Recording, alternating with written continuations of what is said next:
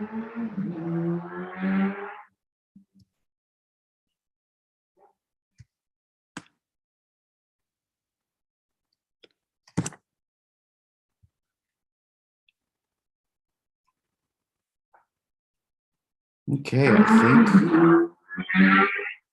I think we are live. We are. Hi, everyone. My name is Robert Langdon. I have a little sore throat today, so excuse the raspiness. Today, we are going to be taking a look at the exhibition that's currently on the wall called Locally Sourced. Locally Sourced has about 66 artists in the show. The theme of the show is local landscapes, all Hudson Valley landscapes. In some instances, there's a couple interpretations or of the same familiar area.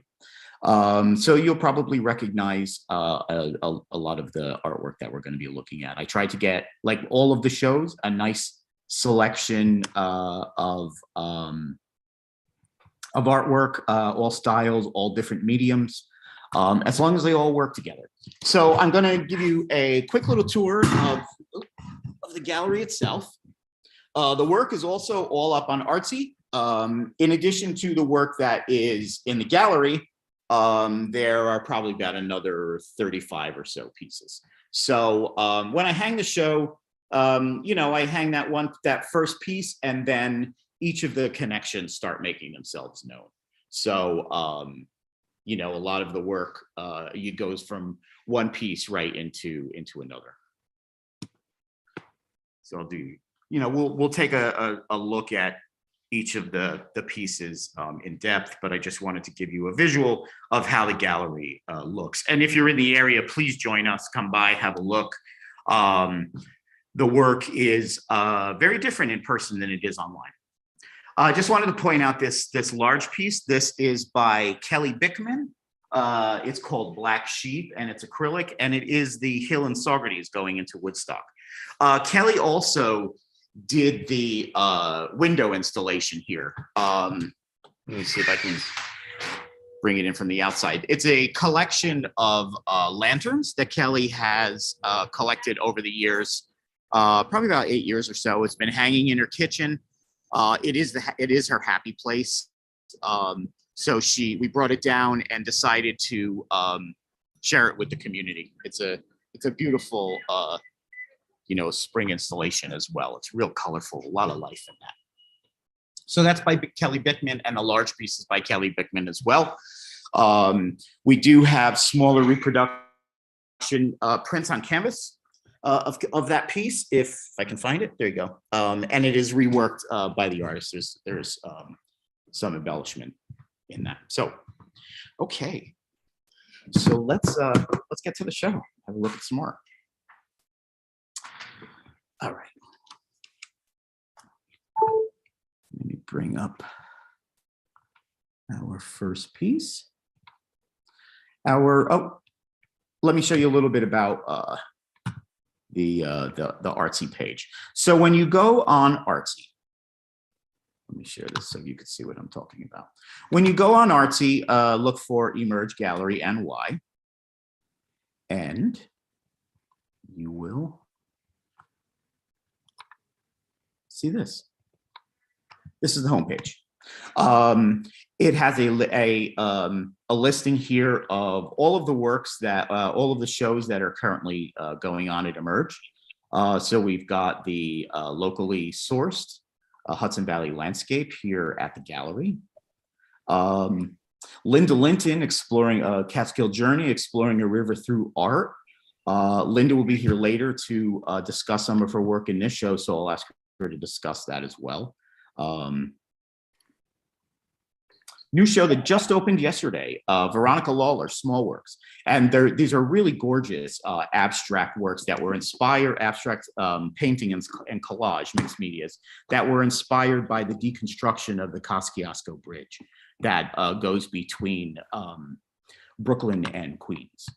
So she's been exploring that for a number of years, creating some illustrations and then working them into collage and onto paper and some panels. So that one was just released. And then we have a few others. We have Andrea Geller, Travelers. She uses some recycled maps to explore the whole idea of immigration. And now we're back to locally sourced. So you can also see all of the archive shows. I've been on Artsy for probably about 3 years now. So you can take a look back at shows from the last close to 3 years. If you want to spend a little time with some art, in a lot of cases, the work is still available to view and purchase. All right. So let's get going with the artwork. Our first piece is by Robin Adler. Robin, are you here with us? I am. You are. Great. Here you are. All right. I'm going to bring you up on screen. Okay. Yeah, tell us about this piece. This piece is called In the Distance, right? Yes, it is. Great. Okay. Thank you so much, Robert. And thank you for including me in this show. It's really an honor to be among these very talented artists. So I thank you for that. When I saw that this was a landscape show, I thought, well, I'm doing primarily abstract work. So I guess I won't submit for that. Maybe I'll wait until Robert has another show. And then I thought, wait a second, I can possibly just use the colors of the landscape that I see all around me every day. I live here in Woodstock.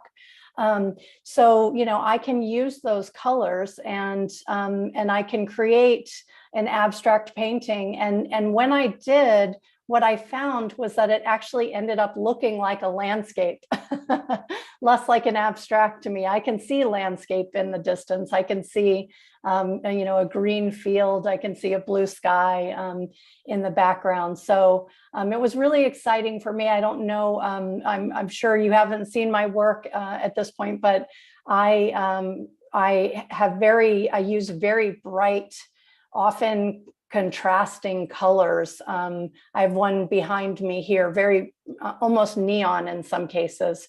So this is a very different color palette for me, but I really enjoyed using this, you know, more limited color palette, this less bright colors in order to create this I work very intuitively. So just looking at how the shapes and the colors relate to each other. And I actually had a really great time making In the Distance for this exhibit. So again, thank you, Robert, for including me. Oh, absolutely. I love hearing that, you know, one of the reasons why I do a lot of these theme shows is to challenge artists. I know a lot of artists in the area like to be challenged. Yes. Now, you'll all see that there's a few abstract pieces that I did take in. I think that, you know, the landscape and our surroundings certainly influence all forms of art, including abstract. So yeah, this is really beautiful. I like the real bold use of the paint too. So Thank you. Thank you so much. Absolutely. All right. Next, we have 2 pieces by Mark Allen. They are both called Road Tripping. Mark Allen is an artist in Tivoli. There's Road Tripping 1 and Road Tripping 2, and they were inspired by the Hudson Valley in general. They're pen, ink, and Prismacolor pencils on paper, 18 by 24. And Mark says the pieces were inspired by the scenery during one of the many road trips I've taken throughout the area over the years. Not one or particular locations, but a composite of local towns, villages, farm areas, and natural splendor. So this is Road Tripping 2. And let me just go back to Road Tripping 1. Sorry. And this is Road Tripping 1. There we go. Really great use of color. All right, Susan Angelis. This is the first piece that you see when you walk in the door. It's been getting some really wonderful response, and this is a piece that really deserves to be seen in person. Oh, hold on one sec. Susan, you're here, no? Yes, I am. Okay, great. Oh, I see you. Great, wonderful. Yeah. What happened here? So sorry.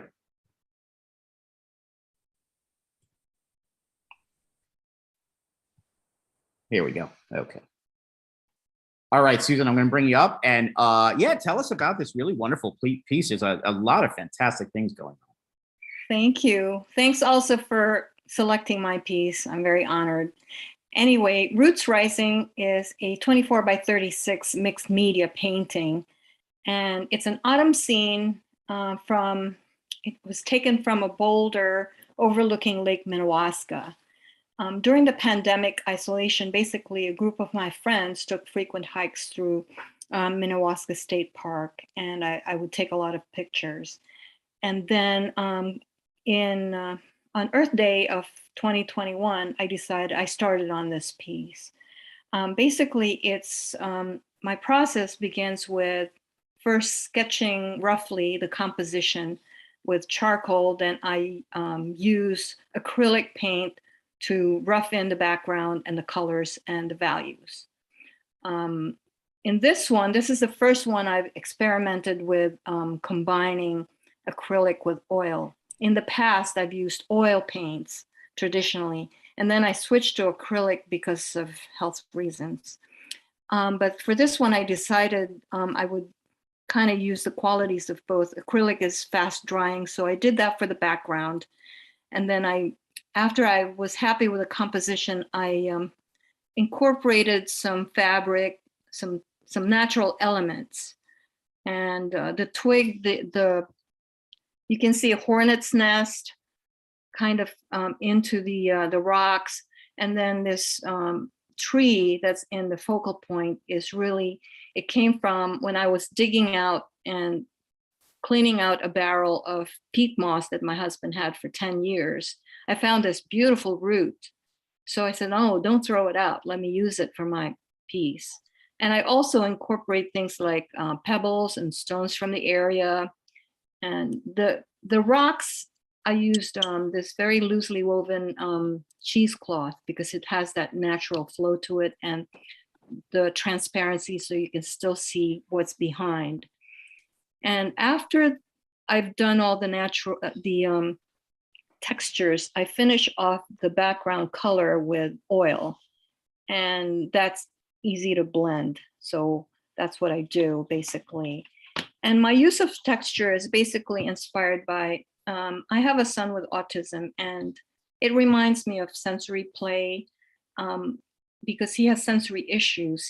The therapist would use textures for him like sand, and it's just for individuals who have sensory issues. But for me, it really adds visual interest to the work, and offers a break between, it makes it different from the areas that are more smooth and quiet. So it's like a counterpoint. I just really love texture. And you make really, really wonderful use out of it. I think you've definitely found something with the cheesecloth. I think it's cheesecloth that you use, right? Yes. Yeah. Right. Is most of your work like this, where you use a lot of some recycled materials to create texture? And wonderful. Yes. Fantastic. My first work was really all straight oil paints, and then maybe about in 2018, that's when I started transitioning to mixed media. Right. And I use anything that I find that's interesting. Oh, so fantastic. I have them in groups. I encourage everyone, if you're in the area, to please come in and have a look at it in person. It definitely deserves, like many of the pieces in here, to be seen in person. Thank you so much, Susan. I'm so pleased to have it. Thank you. All right. Agnes. Hi, Robert. You are here. Okay, great. Here, yep. I had a little difficulty getting on, but I'm here. How are you? I'm good. I'm glad to see you. And I'm really happy to have this Winston Farm piece. If you're in Saugerties, you probably know Winston Farm.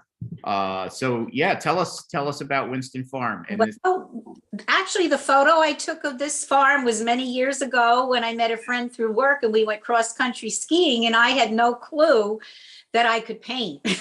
I just took a picture of it because it just caught my eye, and it's a beautiful farmhouse. I don't know how it looks now, but there's a lot of stuff going on. The area's been sold and we're waiting to see what's going to happen. But I do know it had several fireplaces, and if you could see more of it, there's a lot of chimneys sticking up. Each fireplace was different, marble, brick. I mean, gorgeous. I hope it does get refurbished by whoever bought it. And so when I finally did start painting, I had that photo and I said, I'm going to paint it because it's a part of history. You can go on and find history, and it isn't acrylics. So, I sketched it out first, and then I, did the underpainting, and then I just kept working on it and stuff like that. And a beautiful little place. I hope someday people can get in to see it, because it's been on private property. So I don't know now, the people that bought it, if they're going to allow people in, but it's a beautiful area. There's a lot of streams and, forests and animals. It's a gorgeous place. So we're just waiting to see what's going to develop out of it being sold. But I thought it'd be something of interest with everything going on right now. So. and I hope I too hope it's restored. Yeah. Now this is a very familiar scene for me. This next one on the trail to the lighthouse in Saugerties. It's one of my favorite things to do is just take a walk to the lighthouse. Gorgeous. So I can tell us about this. Well, piece. this was amazing. I actually was studying with Christy Bishop at the time, and about Nice. of us backpacked. It was a hot day. I remember we backpacked up the trail. It was hot carrying all our stuff, but all of a sudden, all this driftwood, this is only a section of the driftwood that was out there. And we all sat and we, painted the driftwood, and I just love driftwood and stuff. The bird came afterwards as an afterthought, because we do have a lot of red-winged blackbirds around. And I said, what a great thing, and put a bird in there, because, and I have pictures of red-winged blackbirds. So I just had to grab one and, put it into the painting. But it's a beautiful, it's a beautiful area to walk out to. Just don't carry a bunch of art supplies with you. And I think you nicely captured that whole, alcoholic feeling of walking. Thank out. you. And Mhm. I just wanted to say, was it Susan that was just before me? Yes, Susan Angeles. Mhm. Beautiful. I want to say those are absolutely gorgeous pieces that you did. I just love them, and just beautiful. I have to get in to see them, but I used to drive a school bus for the children's annex. It's called Spectrum now or something, and I just love the kids that were there. They're wonderful kids, and you can learn a lot from them. And I'm sure she learned a lot from her son, and that, like she said, and that's how she came up with her ideas, and they're just beautiful. And before I go, hi, Linda Lynton.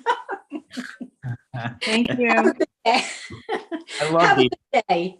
I love these events. It's sort of like reunions. Yeah. All right. Yeah. Thank you, Agnes. There's other works of Agnes's too from other shows you can have a look at on Artsy. Just click on her name and This I might say, I'm sorry to trip. This is actually on board, and I forgot to put down that it was on a board, not on canvas. Okay. I'll make note of that. Yeah, the Winston Farm on canvas, but this one was on. Canvas. Yeah. Yeah. Okay. All right. Okay, have a good one. Bye. Agnes, thank you. You The next piece we have is by Joan Barker. Joan is a artist, a photographer in New Paltz, the New Paltz area, and this is New Paltz. It is called Hearts and Moon. This photograph was taken at sunrise, October 15th, 2008, as the full moon descended alongside Skytop Tower, Mohawk. That's a New Paltz. Landscape artist Keith Busing, I believe is how you pronounce it, planted the heart-shaped fire bushes in the field a week or two before. The morning sunlight emphasizes the dramatic autumn colors as the moon quietly disappears behind the ridge. This is a really beautiful photograph. When I was talking to Joan about it, this is the kind of photograph that you're lucky to be there at that right time and moment, because this lighting and certainly the moon wouldn't have stayed for much So that's Joan Barker. Again, Joan's a wonderful photographer in the area. There's some other works by Joan as well on Artsy. Next, we have two pieces by Harriet Foreman Barrett. Harriet, are you here? I didn't think you were joining us today. No. Okay. This first piece is called Fall Tranquility. The location that inspired it is Newport. It's oil on canvas, 16 by 16, and 20. It was created in 2020. The second piece by Harriet is Landscape Breeze. It's oil on gesso board, 16 by 16, and this one is from 2020 as well. Next, we have two pieces by Lauren Basquiani. Lauren is an artist in Ulster Park. This one is called Morning Glow. It was inspired by the Hudson River. Oh, no, I'm sorry, hold on. This one, yeah, this is Morning Glow. It was inspired by Hudson River. It's acrylic. The piece was inspired by the artist's lifelong memories of picnics along the Hudson River. A moment in early spring when hope fills your being and the sun warms your heart. The second piece by Lauren is called Wild Ridge. This is acrylic, 20 by 16. It's the Shawangunk Mountain, which is the inspiration for this piece. The wild ridges of the Shawangunk Mountain are especially beautiful during autumn. The spindle-like trunks shaped by the wild are revealed, and the blueberry bushes blaze red and cover the ground with vibrant color.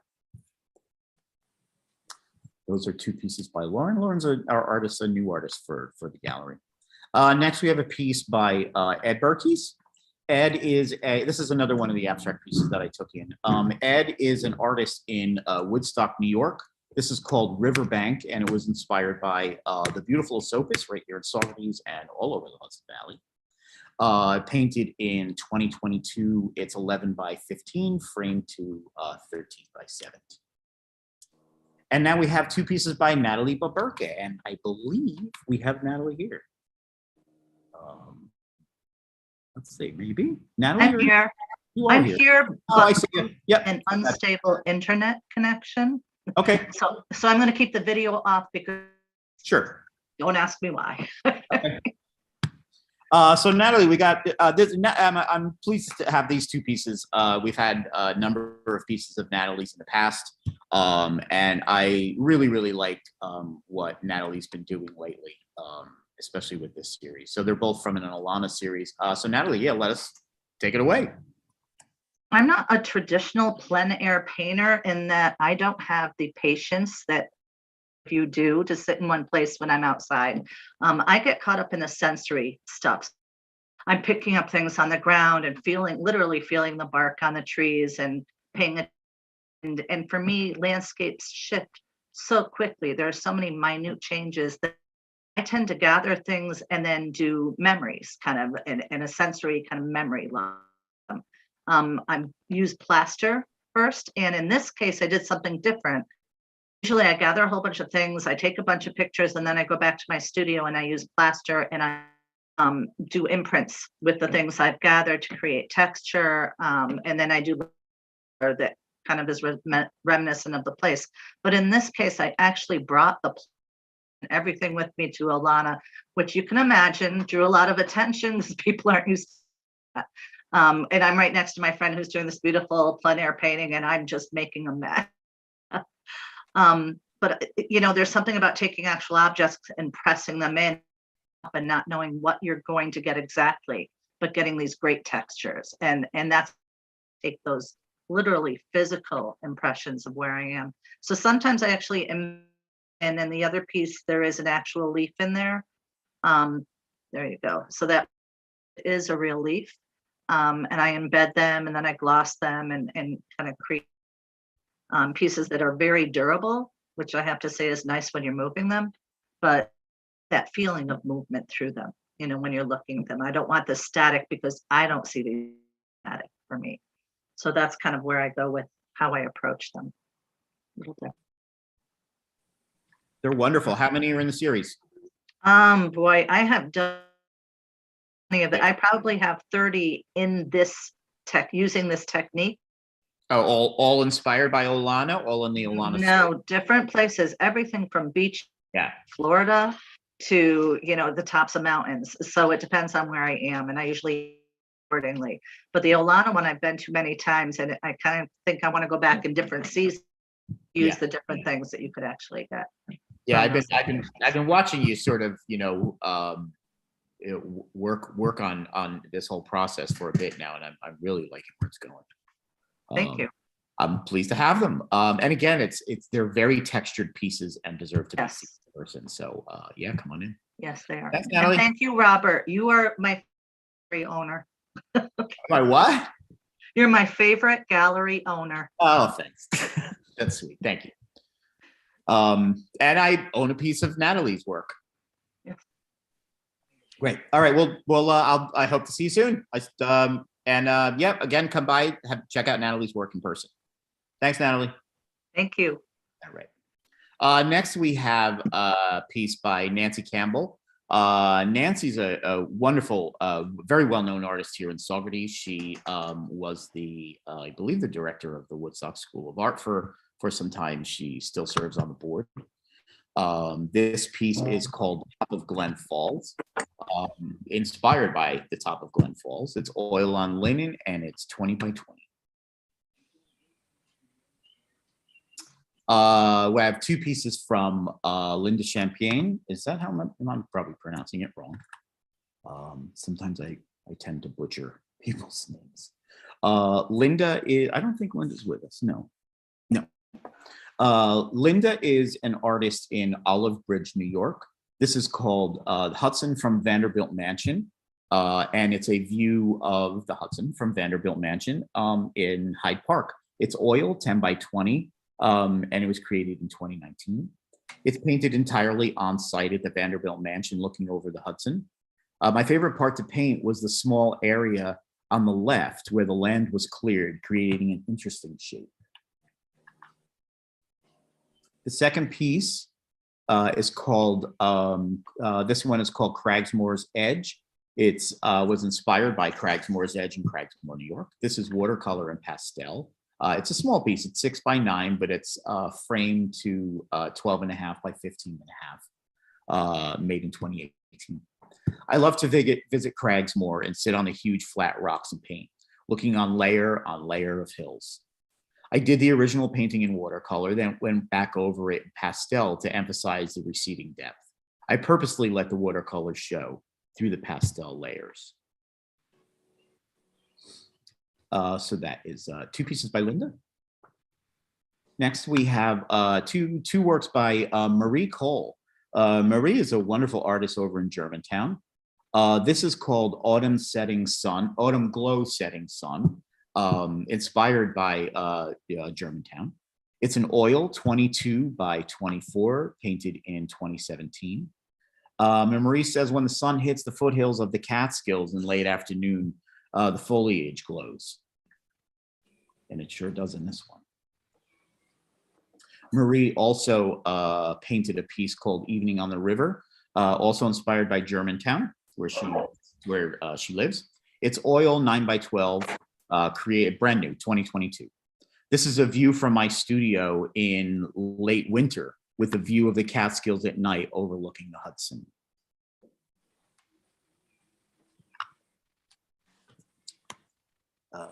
Nancy Duflon. Nancy is a photographer here in Saugerties that I've had the pleasure of exhibiting a number of her photographs in shows. This one is Mini Waterfall at Top of Cooper. It's Kaaterskill Clove. It's photography 18 by 12, and it was photographed in 2022. This is what Nancy has to say about Mini Waterfall at Top of Clove. I love driving around the Catskills looking for photographic subjects. Of course, my travels frequently take me to the iconic spots: Kaaterskill Falls, the top of Kaaterskill Clove, the painted village called Tannersville. But I'm glad when I find an entirely new scene or a new perspective on a traditional scene. This photograph is one of the latter. I walked down the path to see what I could get from the opposite side, and I found this pop-up waterfall. Pop-ups are what I call the waterfalls that aren't permanent residents, but that suddenly appear after a generous rainstorm and then gradually, to use a Woodstock term, fade away. It was early-ish morning on a sunny day, and yet I was fortunate in that the light on this vantage point was subdued enough to allow me to stop down the aperture and thereby increase the shutter speed just enough to give the water a bit of a silky look. As usual, I had a polarizer on the lens, but no major post-processing was needed. I call this a picture that takes itself. There's a couple pieces from this site, and I mean, Kaaterskill Falls is one of the most popular areas for reason around here in the Hudson Valley, and it's just so beautiful. And there was I couldn't stop myself from taking in more than just one perspective of this beautiful piece. So this is one of them by Nancy DeFlon. MS Eberhardt. Are we here? No, that's me. Okay. Nancy wasn't here. Okay.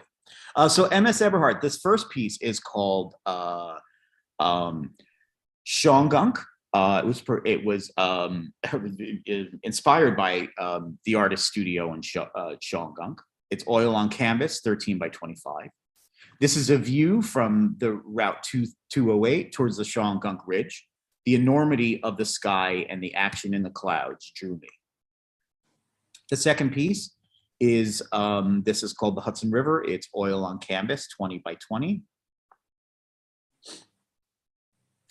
I paint the river and surrounding landforms often. This view is from Kawasi, Plum Point. I don't know where that is. Looking northward. The Beacon Newburgh Bridge fades in and out, and the east and west shores seem to melt into one form. Next, we have June Farnham. June, I don't think is here. No. June is an artist in Ossining, New York. Is this here in Garrison Springs? I'm sorry. Yes, this is Garrison Springs. Okay. This piece is called Garrison Springs. The location is in Ossining, New York. It's acrylic on canvas, 24 by 24, painted in 2017. The sky was softly dramatic on the day I looked across the Hudson River at West Point. There was a sense of vast space. Standing on the shore at Garrison, the new foliage on the willow trees softly swayed in the breeze. Garrison Spring is a contemporary landscape painting in shades of soft gray, blue, and greens. The dominant glowing clouds and sky float above the view of the distant West Point. The river softly reflects the sky and military academy and is enclosed on either side with Garrison's grassy shore topped with willows. The scene transports the viewer to a calm, beautiful place, generating the emotion and the fresh, cool air of the spring season. The edges of the canvas are painted gray for a clean, modern look, and the canvas is ready to hang. The second piece by June Farnham is called Ardent Point. I love the blues in that. Ardent Point is, again, from Ossining, New York. It's acrylic, 24 by 24. This was painted in 2017 as well. Walking on the trail along the Hudson River north of the Bear Mountain Bridge, I witnessed an expansive view opening up with the bright blue sky reflected in the water. The brilliant white clouds billowed above and then transformed into a soft pink as they neared the land. The terrain was rugged, yet with the fresh new greens of spring softening its ancient contours. A brisk breeze rippled the water. Ardent Point is painted in an expressive contemporary landscape style. The style dominates the painting and is reflected in the water separated by the vibrant green land along the river. The land swoops around the reflected Hudson River from the distant Hudson Highlands to a nearby beach. This painting allows the viewer to escape to the wild, ancient place where the mind can relax and enjoy nature's beauty. The edges of the canvas are painted gray as well for a clean, modern look, and the canvas is ready to hang. This piece is sold.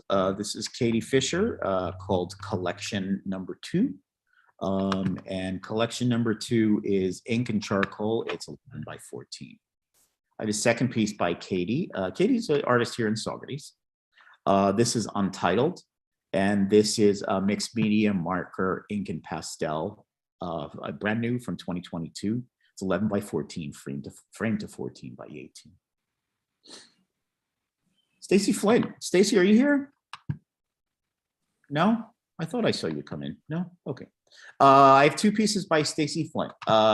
This first piece is called Point of View. It's from the Mohonk Preserve Testimonial Gateway. It's acrylic on canvas, 11 by 14, from last year, 2021. Point of View is created during a Mohonk Preserve plein air event while positioned near the Mohonk Testimonial Gateway. I love this slightly graphic interpretation of the feathery trees, breezy clouds, the solidity and shapes of the historic structure, and the peekaboo archway beckoning the viewer beyond. Second piece by Stacy is Tall Shadows. This is acrylic on canvas. It is 20 by 24.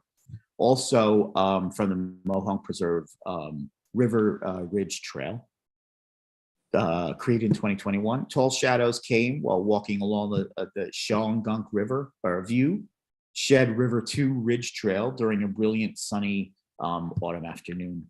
I stopped, absorbed, photographed, and later composed and painted my interpretation of the bold linear pattern.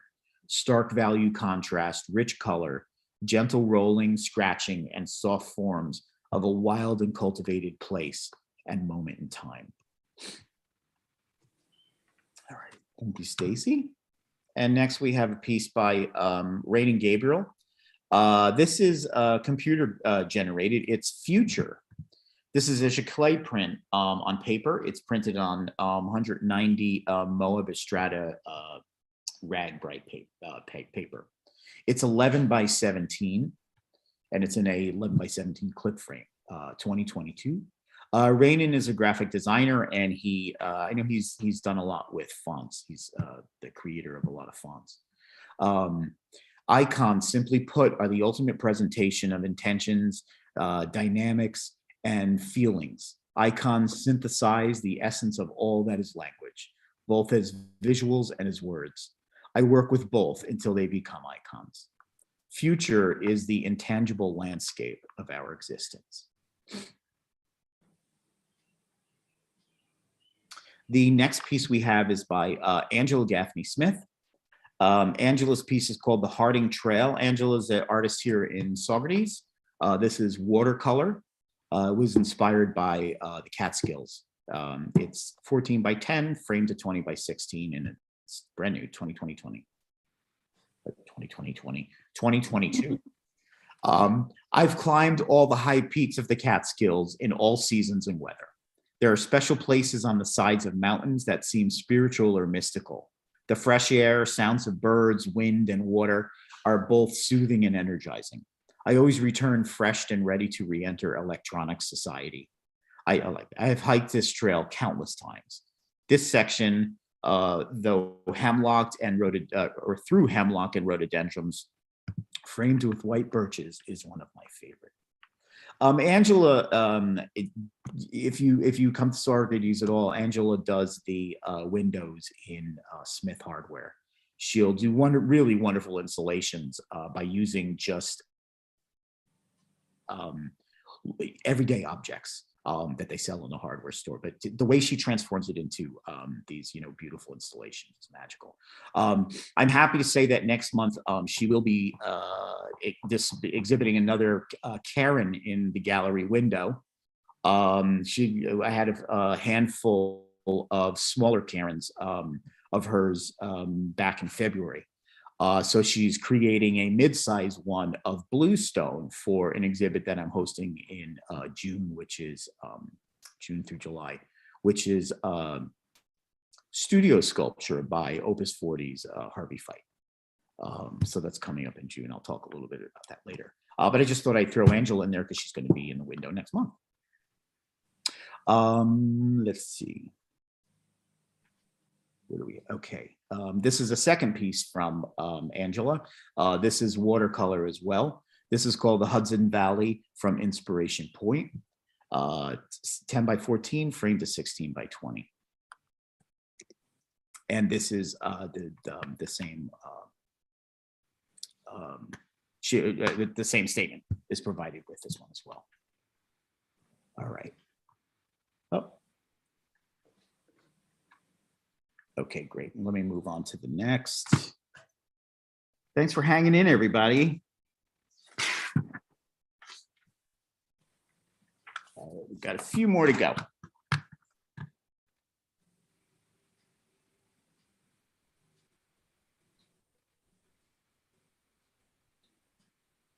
Okay. Well, these technical things can be a challenge. All right, we have two pieces by a wonderful artist in Kingston, Patty Gibbons. This is a small piece. It is called Olanna Barns. It's from the Olanna State Historic Site in Hudson. It's gouache on paper. It's 2 3/4 by 4 1/2, framed to 8 by 10. Olanna is a place of inspiration, magic, and a bit of mysticism.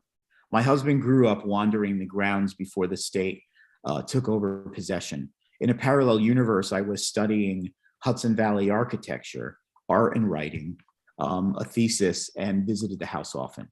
A few years later, we met and were married on the grounds at sunset on the autumnal equinox. Every year for our anniversary, we take the ride to Olanna to toast to our love. Some days it is a windstorm and we say our brief hellos and move on. And other times it's a perfect pack your lunch and toast type of day. She went up to Olanna to discuss teaching a class and got there early to photograph the grounds. It was a muddy mess from early spring, but the air was crisp and bright with the promise of even warmer days.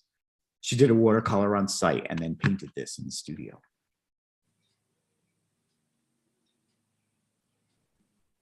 Okay. The second piece by Patty is called Hay Bales in Kaaterskill. This is pastel as well. It's a vista seen from Route 209 in Kaaterskill. Oh no, I'm sorry, this is oil on canvas. It's 24 by 36, painted in 2013. One warm, cloudy afternoon, I came upon this field of recently baled hay with the Shawangunk Mountains stretched out behind it. I stopped to photograph in the misty rain and fog as reference for the painting, and upon returning home, painted a few sketches before the final painting. It was also my first large painting that I created after leaving a full-time job to live a creative rest of my life. Patty also has a show on that I did for her on Artsy. It's a Artsy exclusive, and it's about 20 smaller abstract works. The pieces are still available, so please have a look at. Patty does some really wonderful abstract work. Next, we have a triptych photograph by Dan Goldman. Dan lives in Red Hook, New York. This was inspired by he photographed trees in Woodstock. It's photography. It's 8 by 24 is the triptych, and it's 20 by 20. The second piece by Dan is called Cooper Lake, My Muse. I gotta say, I was very surprised that I did not get as much work inspired by Cooper Lake. But I did get a few, and this is one of them by Dan, and it is his muse. It's 8 by 8, framed to 12 by 12, and it's from 2020. Hannah Gordon. Let's see, is Hannah? No. Okay. Hannah Gordon's a new artist for me. I don't know Hannah all that well. Hannah is in Phoenicia. This is called, no, I'm sorry, this Hannah is in Port Ewan. This is called Vanderbilt Reflection, and it is from the Vanderbilt Estate in Hyde Park. Second piece inspired by the Vanderbilt Estate. Next, we have two works by Marjorie Grinnell. Marjorie is in Phoenicia, I believe. This first piece is called Stony Clove. Inspired by the streams in Phoenicia. It's oil on panel, framed to 15 by 17, created in 2019. The next one is Kaaterskill Farms. This was a farm in Woodstock that inspired this piece. It's oil on panel, 12 by 14, framed to 13 by 17. This was 2017 as well. Next, we have a very cool piece from Josefa Coutelius. Josefa is an artist here in Saugerties. This is called Esopus Bend, and it is the view from her studio, right on top of the Esopus. It's acrylic on canvas, 16 by 24. If you, Saugerties does one of the best artist studio tours in the area. I'm a little partial, but that's okay. Josefa is one of the artists that it opens her home studio to the public every year. If you get the opportunity, please come by. There's lots and lots of wonderful artists. Definitely stop by Josefa's, if not to see her amazing artwork, just to see that incredible view that she sees from her studio. And I think she really captured it beautifully here in a very non-traditional way. The second piece by Josefa's is called Hudson Valley Ice Flow. Again, this is looking down from her studio onto the Esopus. It's 20 by 30, created in 2019. We have a very cool piece from Jeff Helmuth. Jeff is an artist here in Saugerties. This is West Camp, New York, circa 1967. It's north of Saugerties on Route 9W. If you're going up towards Kaaterskill, you'll pass all of those abandoned factories on the right-hand side. This is what it looked like in the 60s. It's pen and ink on Mylar, 15 by 40, and he drew this in 2021. Every stroke on this piece was done by hand and took many months to complete. The art is on translucent Mylar and involves a bygone era. The piece is framed under glass on aged paper matting, and the frame was also built by the artist.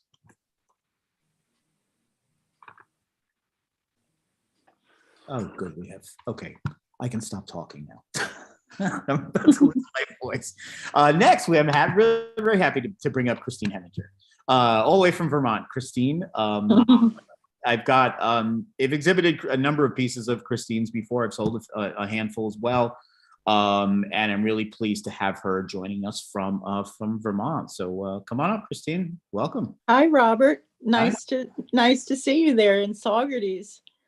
So this piece, I used to live in Bearsville, where I met Linda Lynton, my friend, and so I periodically come back and visit her. And last year, it was just about a year ago to the day almost, that I took this picture of her yard, and the magnolia tree was just lovely, and the sky was beautiful, and everything was just, waiting to be photographed. So nice. There we have it. The blue on this is wonderful. Did you do much post-processing, or? Yeah, I fooled around with all of the different, the exposure and black point and this, that, and the other thing, until I got it to where I thought it looked the way I liked it. Mm-hmm. Yes. Wonderful. It's a beautiful spring picture. Yes, spring, which it is now. It definitely evokes the feeling and colors of spring. Thank you. Wonderful. Yeah, please have a look at some more of Christine's work up on Artsy, and then Christine, hope to see you again. And next time you're here, and would be great to see you. Yes, it would be nice to see you again. Thanks. Thank you. Next, we have a piece by Linda Ippolito. Linda is an artist living in New Jersey. This is called Paper Plane. It's inspired by the mountains of the Hudson Valley. It's pastel, collage, and oil, and it's 10 by 15, created in 2022. We have a piece by Stefan Janis. Stefan is an artist in Red Hook. This is called Going Home. It's acrylic on canvas, 20 by 16 from 2020. I thought it was a really curious take on the whole landscape theme. It's not your traditional landscape, but it is a landscape. And so I wanted, as with a lot of my shows, I want something a little different. So this was a little different take on the theme. My work often depends upon personal imagery or vocabulary to depict a narrative.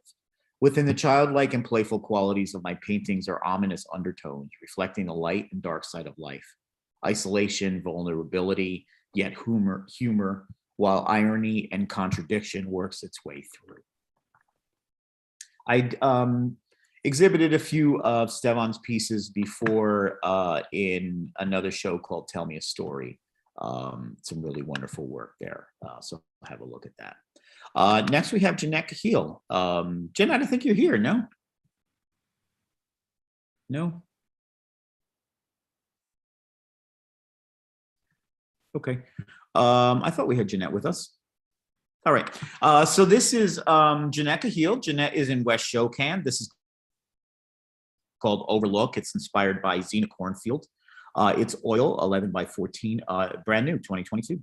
The Zena Cornfield is a large parcel of land that was purchased by the Woodstock Land Conservancy to protect it from development. This allows for a view of the perfect landscape featuring the iconic Overlook Mountain and public walking paths. So that's the first piece by Jeanette.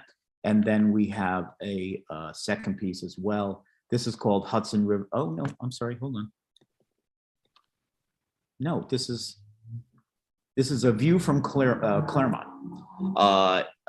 It's from the Claremont State Historical Society. It's oil, 15 by 18, 2021. The painting was 90% painted on site on the last summer day.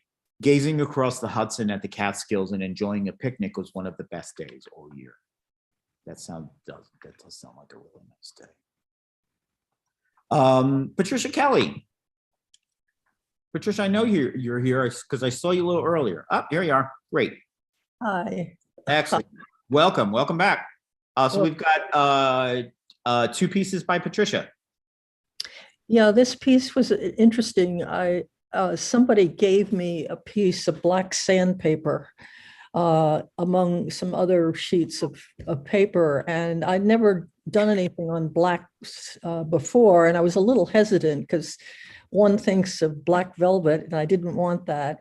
And this particular scene I had seen early in a December morning. It was misty, and it was very beautiful. And I had done several other pieces of it. And so I decided to try doing it on this black sandpaper. And at first I thought I didn't like it. And then I put it away and took it out again and worked on it. And then I decided it was okay.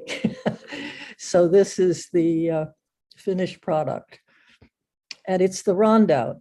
It was a view from 209 looking at the Rondout near Accord. And it's pastel, which I prefer to work in. This piece, I had done a lot of plein air paintings in oil in this particular area when the weather was good. And this was in November. And the challenge for me was, it was that wonderful sky that I loved, but I knew that it was going to be a challenge because I had to do the sky first. And then I had to trust that I could put the trees on top of it without making a mistake because I'm working in pastel. I did fix the sky a little bit, which I normally don't use a lot of fixative, but I fixed the sky once, but I figured I really had to have confidence in myself drawing those trees. I practiced trees before I went and did this, but it was a beautiful November, stormy, overcast day, and I just love the, the dramatic effect. So that's there's a lot of really beautiful drama in here, and the use of the purples too. And a lot of them are, I think it's really nice. Thank you. Okay. Thank you, Pat. Good to see you. And we will hopefully see him. Good to see you the other day when you came in. Yeah, well, thank you. Thank you, I have a few other pieces of Pat's on artsy as well from some of the other shows. This is a piece by David Kleiner. David is an artist in Stone Ridge. It's called Mill Dam Road. The location is Mill Dam Road in Stone Ridge, and it's oil on acrylic, 14 by 17. Next, we have two pieces by Pam Krimsky. Pam, I don't think you're here, are you? No. This first piece is called Black Creek in Fall. It's inspired by Black Creek in West Park. It's acrylic on canvas, 11 by 14, and brand new, 20 by 22. 2022. This work was done from one of a series of photographs I took on the last warm day this past fall. The leaves were still on the trees in this particular area because the creek kept the area more moist. So we have this one, and then we have the second piece as well, which is also Black Creek that was painted around the same time. Next, I have two pieces by Carol Kunstadt. Carol is a really wonderful artist in West Hurley. You probably know a lot of Carol from her, she has a whole series of really beautiful pieces of recycled hymn books from the 19th century. And then she's also been using recycled irons as well for a series. But this is another series that a lot of people don't really know about. And this is a series of vintage postcards that she uses and threads them together, hatches them together. This is an old Hudson River, New York postcard. It's vintage and it's 4 by 6 framed to 18 by 10. So the vintage photo postcards are cut and woven together and presented on handmade paper. The images are enhanced by the textual quality and the image's fragmentation. So this is the first piece, and then the second piece is called Moonscape. Jen Lal, I have a piece of Jen Lal lives in Kingston. This is acrylic on a slice of wood, a tree trunk. It's 8.5 by 15, 20 by 20, 22. It's inspired by our beautiful Kaaterskill Mountains. It's home, wonder, a journey. This painting is done on a live edge piece of wood. Have two pieces by Hilary Lander.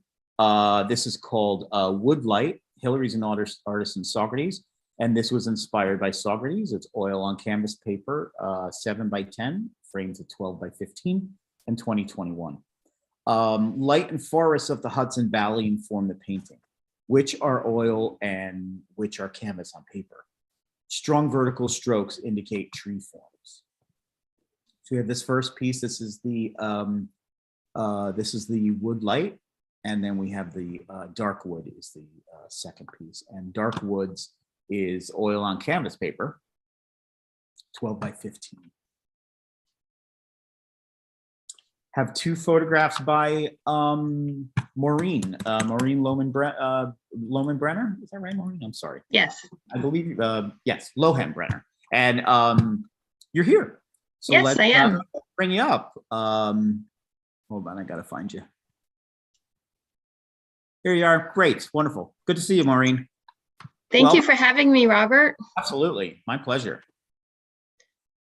So the first piece is called The Flats, and it was taken just outside of New Paltz, just west of the Wallkill. There's an area that the locals call the Flats, and it's prone to a lot of flooding in the spring, making some magnificent pictures. And in the height of the season, it's lush fields of corn and sunflowers, but off season, it has a different kind of beauty. And one morning I was just driving by on my way to work, and I just had to pull over because the light was just gorgeous and foggy. And this was actually taken with an iPhone. And I did use a couple of different apps to both Lightroom and a specific app for iPhones to kind of enhance the feeling that I was going for, that kind of dreamlike feeling. Yeah, and that's it on the flats. This is a cool piece. I like this one a lot. Thank you. So once again, I was driving along and I felt compelled to pull over. Photographers do that a lot. It was late in the day, but there was something very attractive about the quality of light and color. It was, I think, in what they call the blue hour of the day. And again, this is right outside of Stone Ridge in the town of Marbletown, where there's beautiful cornfields during the height of the season. It has a certain kind of beauty, but slightly off season, slightly, past prime. It had a different kind of beauty to it. Very ethereal feeling that was attractive to me. And it was enhanced by using a technique called intentional camera movement, or ICM as it's commonly referred to, where there's some camera movement within a very long shutter speed. And again, it helps kind of give it a dreamlike feeling. And on this one, there was very little post-processing at all. It pretty much came out of the camera that way. And I just was attracted to the light and the quality of light and color that came out. It's a really cool piece. It's very ominous. It definitely has a mood to it. I like it a lot. Thank you. Thank you so much, Maureen. Good to see you again and to have you in the landscape show. And then there's some other works of Maureen's online. Maureen's been in a handful of shows with the gallery, so please have a look at some more of her work. Thank you, Maureen. Thank you. See you soon. All right, next we have Linda Lynton. Linda is an artist in Woodstock. Hi, Linda. Hi there. Good to see you. Yes, good to see you. Tell us about the two pieces you have here, and then if you can also, all right, just let's go with this. All right, okay. Well, with both of them, I've never shown them before. I've only been, I've done drawings all my life, but I only started painting in oils about 9 years ago. And both of these pieces are early pieces for me. So this one I painted, it was a plein air that I did in 2015, and I've never shown it before. In fact, with both of these, I've never shown them before. And it was for me, it was actually the first painting I did where I purposely really tried to emphasize the sky. And also what was interesting when you go out, into the countryside, in places like Olive Ridge, and what you go out off the highway, you get these wonderful old farms, and the wonderful old farms really is rural. And that's what I was hoping to capture here, both the sky and that sense of rural isolation. Yeah, I think you got it. Yeah, thank you. Yeah. That, and the other one, hold on.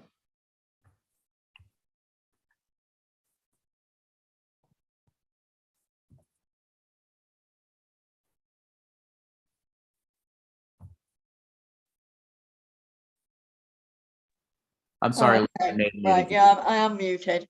All right, this one was a plein air, and in fact, virtually the entire painting was painted in the field. It's only a few tweaks, back in the studio. And it's on the Camus, which in Woodstock is very well known. It's the side of a mountain where it belonged to somebody who was quite wealthy, and they donated the buildings and the land to the municipal authorities. And when you go up to pay your taxes, you then have these acres of woodland and hillside. And this was the what you see, that's Overlook Mountain, a different take on Overlook Mountain, because it's not one of the classic views of that mountain. And also, I painted this in early September when the trees were starting to turn. And the red maple, I think, was one of the first trees to be turning. It was early morning and the sunlight was hitting everything. And yeah, it was just the colors. The colors are beautiful. But it's a well-known area in Woodstock, and it's a good place if you want to go for a good country walk or walk your dog. And of course, you see quite a few plein air painters out there too, local painters. Linda, if you could tell us real quick about the story of a river. We have a online exclusive show of Linda's on Artsy, and it's some really gorgeous landscapes of her travels down the Sawkill River. Sure. Just if you could just tell us briefly a little bit about when I first moved here, when I first moved to Woodstock, which was in 2007, up the road was a river called the Sawkill River. And I was always passing it. It's one of the things you always see, and the mood changed with every season. And one day I decided I like to work by project. And I was really thinking, what shall I do? And I thought, this river seems to be a part of my life. It flows all the way through Woodstock. Wherever you go, you seem to be crossing a bridge for the Sawkill River. So I decided to do the whole river from the beginning to end. The beginning part was interesting. It's in a designated wilderness area. So I had to hire a professional guide to go through the wilderness area because there's no footpaths or anything. And it ends actually in the Esopus, which empties into the Hudson Valley. So it was an adventure.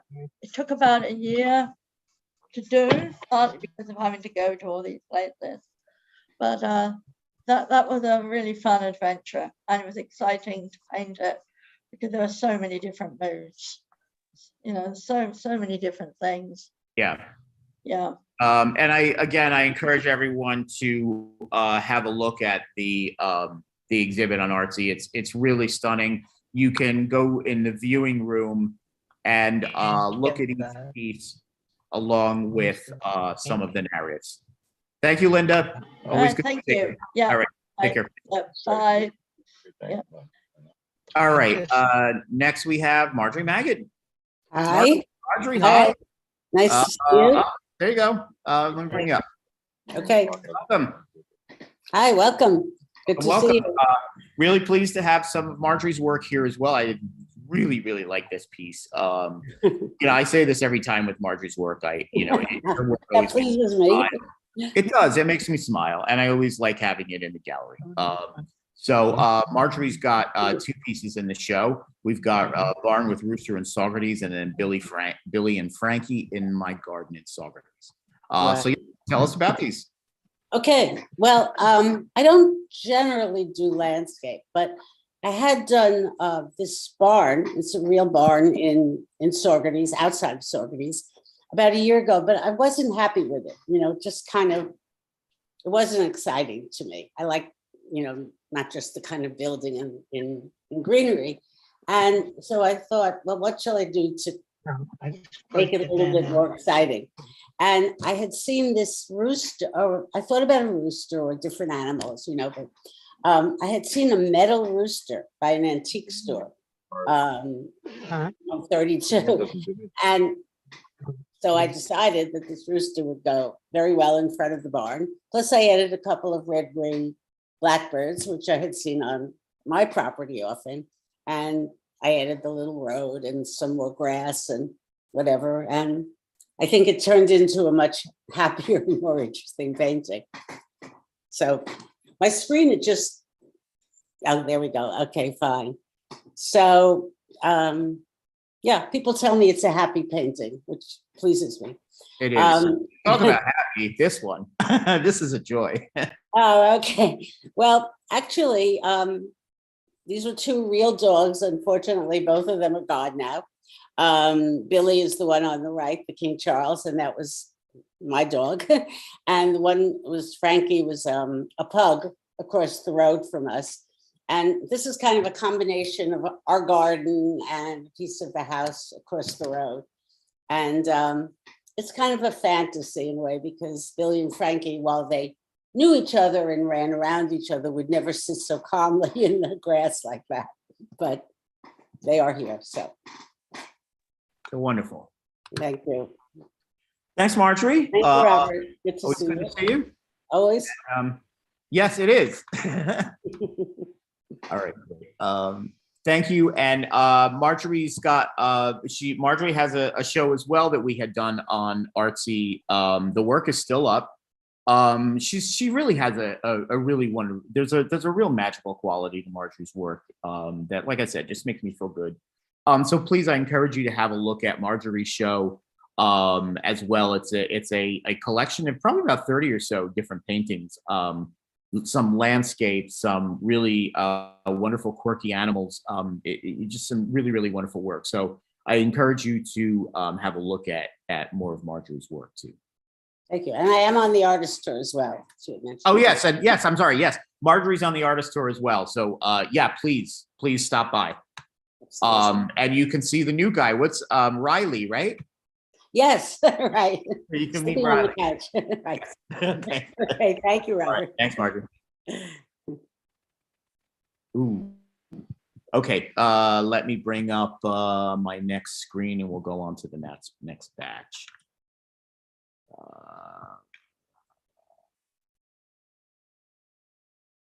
There we go. Okay. Kate Masters. We've got a couple of two really beautiful pieces by Kate. This is more of an abstract piece, definitely inspired by landscape. Sorry. So this is called From a Distance. It's oil on paper. It's 12 by 16. The second piece of Kate's is more of, how I know Kate's work, more of watercolor. Kate does some really, really beautiful watercolor work, and she's been fooling around with some abstract as well. This is called Autumn Fields. Both of these were inspired by Socrates. This is watercolor, 12 by 9, framed to 15 by 12. And it was painted in 2020. As autumn approaches, summer's all green palette morphs into a beautiful array of colors and textures, which I've tried to capture here. I think you did. Next, we have a piece by Ellen Menzies, which has been sold. This is a brand new piece. It's called Fox Near the Rhubarb Patch. It's watercolor, created in 2020. I just want to read what Ellen says about this piece. Like many artists, I am enamored of the landscape of the Hudson Valley. I paint the mountains and streams, the far vistas, but sometimes I just paint what's right outside my house. I live near an open field and many times wander from there into my yard. This painting is of a red fox standing in our rhubarb patch. Foxes are such beautiful animals. They fit silently into the landscape, and it takes my breath away when I suddenly catch sight of one. And I think she beautifully captured the one that she did catch sight of in her rhubarb patch. Next, we have some pieces by Wilma Miller. Wilma is an artist in, where are you, Wilma? Wilma lives in Woodstock. This is called On the Road to Ellenville. It is acrylic on canvas, 12 by 16. I had driven past the white barn on Route, oh wait, hold on, no. This is the one we're talking about, On the Road. This is On the Road to Ellenville. I had driven past the white barn on Route 209 into Ellenville often, but this time I pulled over to take a quick photograph to capture this picturesque Hudson Valley scene for a later acrylic painting. Maureen, you're not the only one that pulls over. Painters do too. The second piece is more of an abstract piece. I know Wilma mostly from, she does a lot of abstract work. She's a beautiful abstract artist. This is called Colgate Lake. Is that right? No, I'm sorry.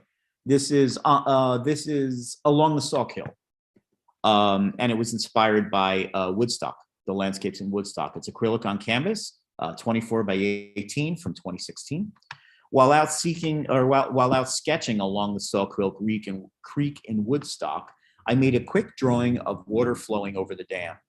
Back in the studio, I tried to maintain that spontaneous freshness of the sketch with this acrylic painting. Next, we have a piece by Anne Morris. This is called Birth of the Earth. It's a collagraph print and collage. It's 8x8 from 2022.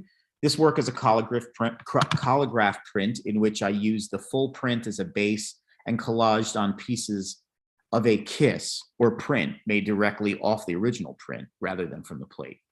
Collagraph plates are made by gluing textured materials to a cardboard substrate.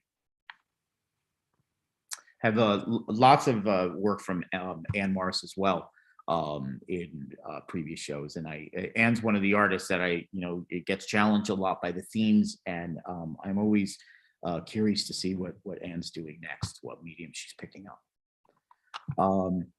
And speaking of always curious to see what they're doing next, I'm always curious to see what Gray's doing next. This is Gray Ivor Morris. This is called Cabin by the Lake. And it's a really wonderful use of a piece of wood. It's a sculptural piece. It was inspired by the lake. It's 10 by 8 by 5, and it's brand new. I've always been fascinated by miniatures, and the lure of epoxy resin is irresistible. Have another piece by Ingrid Nichter. Ingrid is a really wonderful artist, a young artist living in Kingston. She uses a lot of mixed media in her work. This is called Hello Over There Again. It's inspired by the Hudson River. It's 30 by 15, and it was created in 2021. And Ingrid has some really, really wonderful texture in her work as well. Her work is also they all do, but her work also deserves to be seen in person. Have another abstract piece by Sandra Nystrom. This is Spring Awakenings 3. Sandra is an artist over in Woodstock. This is oil on canvas. It's 16 by 20. It's inspired by Milton Avery landscapes, creating a series of 3 using a purposeful neutral palette and spontaneously painting with light markings inspired by my surrounding landscapes of the Kaaterskill Mountains. So I'm really pleased to have another piece of Sandra's in here. And another piece of Jacqueline Ostrom, which I like this one a lot. This is Downtown Kingston. I don't think you're here with us, Jackie, are you? No. Okay. This is called Uptown Kingston, and it was inspired by Uptown Kingston. It's watercolor and marker, 2021. It's 12 by 9. It's a small slice of Main Street in historic Uptown Kingston. This building was once home to the Kaaterskill Art Supply. How many local area artists over the years visited this location? Probably too many to count.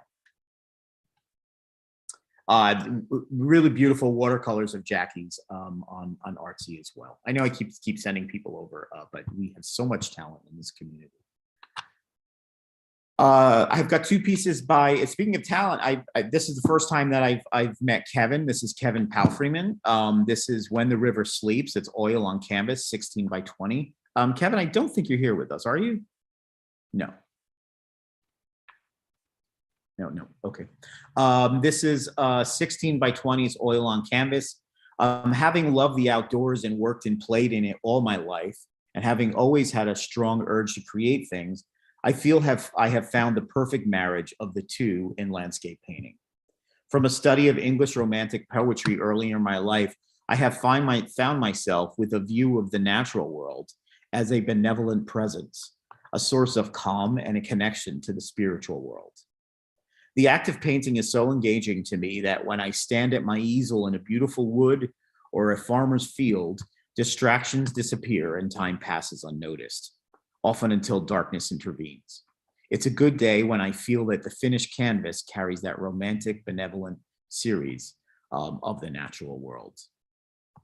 Although I began with pastels, I have found that with oils, I enjoy not only the intellectual aspects of creating a painting, but even the tactile qualities of the medium, the way paint comes off of the brush and its ability to create silky softness or crispiness of lines. I'm attracted to scenes of warmth and tranquility and often edit out signs of the presence of man. For me, there is civilization in enough in real life. So this is the first piece. The second piece is called Kaaterskill Sunset. This one is oil on canvas. And this is a view from the Hudson River and the Catskills from the Tivolis, from Tivoli, New York. And this measures 15 by 29. All right, next we have a piece by Andrea Wolcott Perez. Andrea lives here in Saugerties. I don't think you said you were going to join us, Andrea. Andrea's a wonderful potter. I've had her pottery in many of my, many months in the shows over the years. But she's been painting, and she was inspired to paint this for the landscape show. This is called Mountain View. It's inspired. It's the Wittenberg Mountain top in Catskill Park. It's oil on canvas, and it's 16 by 40.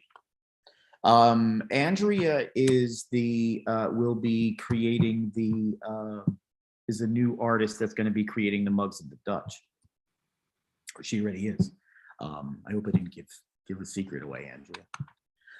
Next we have, here's Cooper Lake. Oh no, this is Yankee Pond. I'm sorry. This is Susan Phillips. Susan is an artist that lives here in Saugerties. It's called Yankee Pond, and it's on Rittenberg Road between Route 28 and Abbey Road. This is obviously a photograph. It's 8 by 10 and brand new, 2022. Got two pieces by Geraldine Popko. This is Sunset on the Sawkill. No, Geraldine's not here.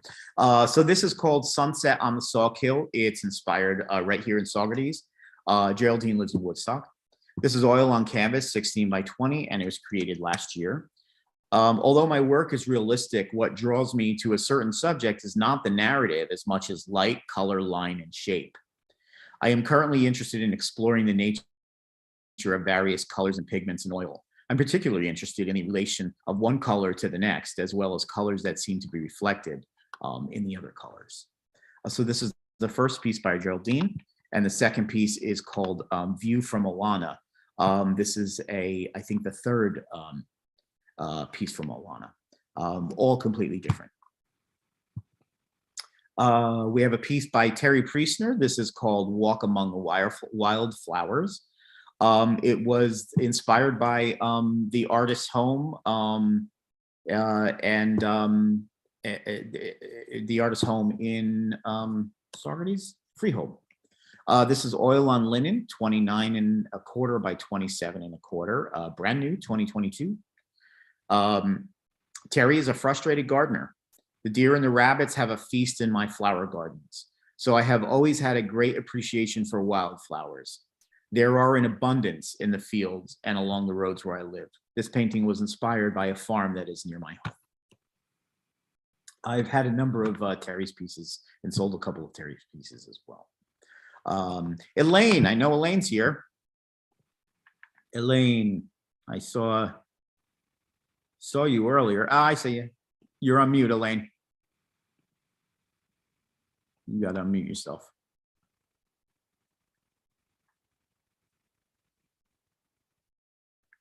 Oh, okay. There you go. All right. Hi. Hi. So Elaine, you have two pieces. You have Mountain Falls and then Evening Splash.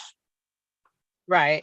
All right. Well, the Mountain Falls is up on Peekamoose Road, and I was inspired by, I pass by there often, and it's always looks different. And I tried to paint it from memory when I came home, and this is how it turned out. And it's a beautiful area up there, and I just love it. What about this second piece, Evening Splash? Got a little bit of an abstract feel to it. Yes, that's kind of, like it's kind of what I see from my house in the evening, like when I look out the window, the sunset. So that's very local for me. It's sometimes it's so the reds and oranges are so intense, it's almost unbelievable when you put it on paper. So this Do you find that you often find inspiration in your right in your backyard? yeah, Great. yeah, because there's it's just very beautiful. Yeah. Wonderful. I've had a number of Elaine's pieces in different shows, and including, most of it is all pastel, but you've also had a few. I think there's maybe like an oil or two that have been in some of the shows. Yeah. Too. Yeah. Every once in a while I'll do an oil, or I just recently did an acrylic one. Yeah, you mostly work in pastels, so. Yeah, Right. mostly pastels. Yeah, great. Well, please have a look online on Artsy. Have a look at some of Elaine's other work as well, and you'll probably see some more. Thanks, Elaine. Good to see you. Give Ruby there she is. I'm actually in my car. I see. Hi, Ruby. I've been talking to you. All right, All right, thank you, Robert. All right, see you soon. Bye. Bye. That's fun. I was hoping to see Ruby. Okay, so that's Elaine Ralston. Next, we've got two pieces by Marilyn Rowley. This was, again, a different take on a landscape. Since we are in a lot of horse country out here, I wanted to, bring a little bit of that in as well. So this is by Marilyn Rowley. Marilyn lives in Saugerties. This is called Wild and Free. It's pastel, ink, and acrylic, and it's was created last year. Of all the exquisite fields, woods, hills, and valleys, my most favorite are always the places with horses or other animals, wild or domestic, running free or on a life-supporting farm. Nothing in nature is stagnant. Even the rocks have their tune. My art is inspired by nature, the precious creatures we share this planet with, and the beauty of the Hudson Valley. I use a variety of materials and mediums to find the sensual harmony between abstraction and representation. So this is the first piece, Wild and Free. And this is the second piece, Misty Morning, which Misty Morning is oil on paper. It's 15 by 17. Okay. Then we're going to move on to the next screen, so you're going to see a big me. Okay.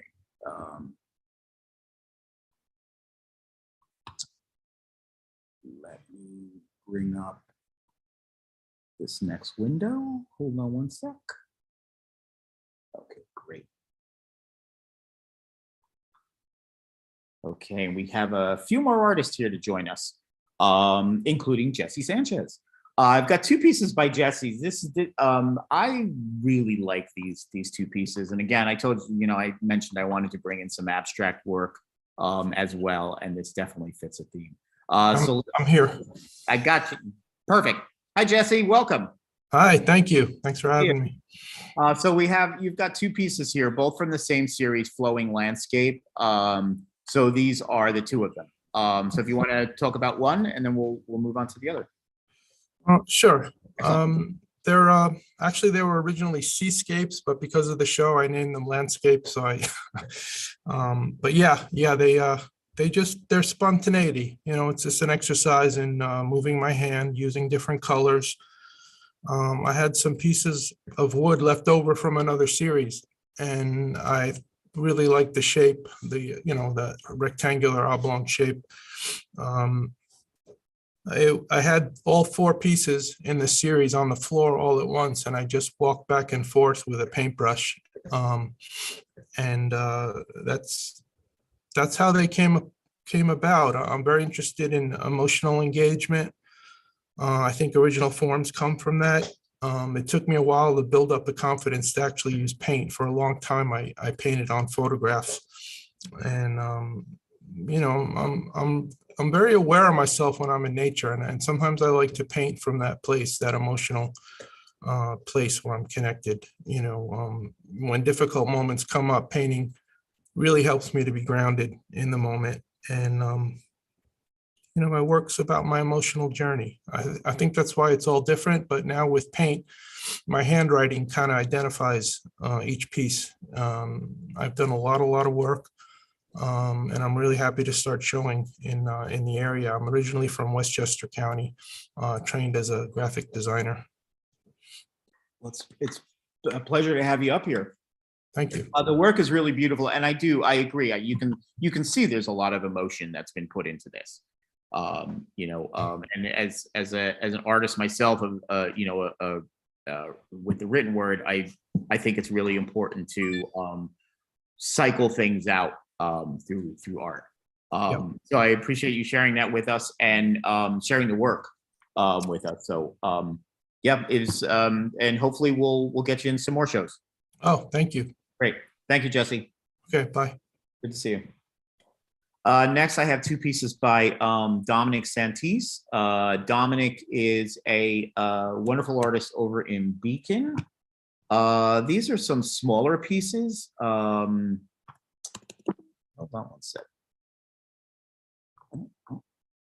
This is called The Point, and it was inspired by The Point in Beacon. It's watercolor. It's only 4x6, 2021.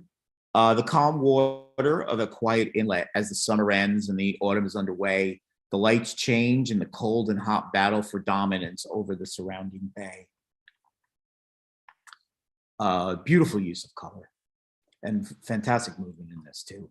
And then in this one as well, this is Palisades. This is watercolor, and being a Jersey boy, I can see, you know, clearly see this. This is inspired by the Upper Palisades. It's watercolor.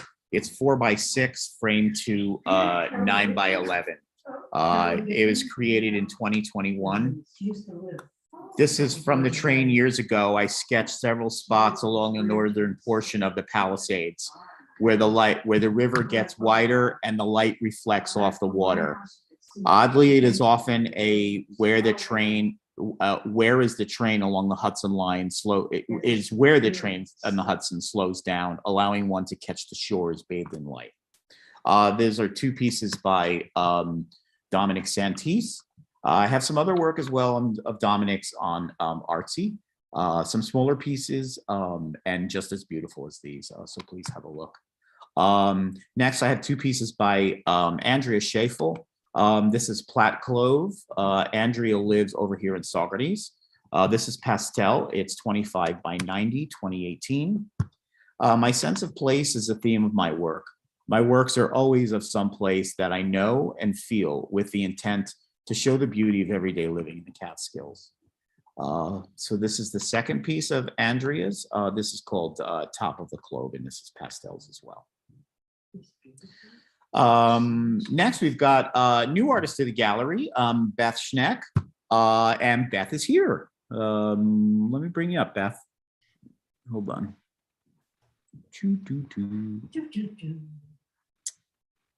Oh, here you are, Beth. I got you. Okay, wonderful. Fantastic. Yeah, this is top of Kaaterskill Falls, and then we've got Catskill Spring. So let's start with the Kaaterskill Falls and tell us a little bit about this. Well, I was out driving around, stopping and taking pictures. And it was before this area had the barrier and the platform. So there was no one there. There was often no one there. And you could get really up close to the edge. And while I was standing there, it just happened to start raining. And that's what made the all of the, I guess you would call it graffiti, very old graffiti on the rocks show up more than normal. Yeah, this is a completely different view of the top of Kaaterskill Falls. As I was saying, you know, I'm trying to get different perspectives of it. So yeah, beautiful. Thank you. It's a canvas print, 24 by 36, and it's actually two pictures merged together because of the exposure difference with the shade at the top of the waterfall and the brightness of the sky. So. And then what about the second piece? The second piece is shot from a friend's deck, looking from a spot in Kaaterskill towards the northern part of the mountain range. And we happen to live in the Freehold Greenville area, and we often, just 2 weeks ago, we're at about 900 feet, and we got 8 inches of snow and the valley got rain. So I thought this perfectly exemplified the slow transition of temperatures up the altitude of the mountain and the different colors. And wonderful. Really, I like hearing those kind of stories because it makes puts things in a much more perspective. Thank you. Thank you so much, Beth. I hope to see more work from you soon. Thank you. And yeah, come on in the gallery. I think you're right here in Saugerties, right? No, I'm in Freehold, Greenville area. Oh, you're in Freehold. I'm sorry. Yes, yep. That's all right. I did come to the opening though. We met, but it was very crowded. Yes. So. Yes. Well, thanks so much for joining us. Thank you. I appreciate it. Thank you. Next, I have a piece by Linda Schultz. Let me see if I can. Okay, forewarning, this is my big face again. I want to show you this in person if you can, because it's a really wonderful piece by Linda Schultz. It's sort of it's oil on watercolor paper, and then it's folded almost like a screen. Yes. Thanks for coming in, ladies. Thank you. Enjoy your day. Thank you. So Linda is an artist in Woodstock. It's called Backyard Forest Bathing. It was inspired by Fish Creek Road in Saugerties, and as I said, it's oil on watercolor paper. Oh, hold on. Let me bring the piece back up. Here we go. Okay, great. So this piece was done plein air in a friend's backyard. Linda's, no? Was it your backyard, Linda? Yes, I think so. I sat amongst the trees and breathed in their scent and absorbed their energy. Then the painting emerged. I thought it was a really clever use of the paper and by creating the screen in that way. So that is a piece by Linda Schultz. Really happy to say, by the way, it's your piece sold yesterday, Pat. So congratulations. Really, really beautiful piece. So tell us about this work, and then we have a second piece as well. So come on up, Pat. You're on mute though. You need to unmute yourself. Okay. There you go. Hi. Great. Hi. Thanks for having me again. You got it. Thanks for being here. Yeah. This is a painting from 2020. And that was the year that the comet Neowise was supposed to be visible to us. And I traveled around, I went all the way up to Windmere, and I just couldn't spot Neowise. So I went down to the reservoir, which is rather close, Ashokan Reservoir, and in hopes that I would get to see the comet, but the sky was just clouded over, and these beautiful clouds were just there where I should be seeing the comet. And that to me was more beautiful, I think, than seeing the comet. So I went back home and I captured what I photographed it with my eyes, so to speak. This is a small piece. It's 5x7. It's done in encaustic, which has been my medium of choice for the past maybe 5 years, even though I delved into it initially in 2011. And then what about the second piece, Wintergreen Ridge? Right. That first piece is hanging in the gallery, and this piece is just viewable on Artsy here. This is actually a piece that I had based on a painting that I did digitally. I do a lot of digital painting. And this is a view of Wintergreen Ridge, which is a hilltop that can be viewed from Route 209 south if you're traveling from 9W from the mall area. I looked the other day, and in my statement about this, I said that you can't see the power lines, but you can. But as you get closer, those power lines are out of view from your perspective. This painting was done in the winter time, so there was snow on the side of the mountain, and in those places where the snow could land on a level area.